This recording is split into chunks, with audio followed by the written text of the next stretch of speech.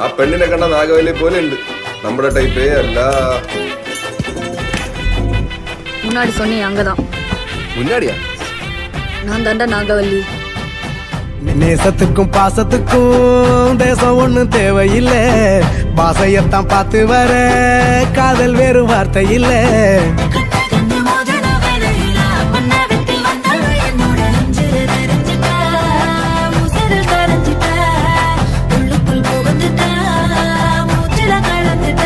மனசு பறக்குது யாத்தே.